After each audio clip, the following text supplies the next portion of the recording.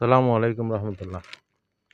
সমন্বয়করা আমাদের দেশের মানুষকে বোকা বানিয়ে তারা আমাদের দেশটাকে পঙ্গু করে দিয়ে পাকিস্তানের পর্যায়ে নিয়ে যেতে চাচ্ছে।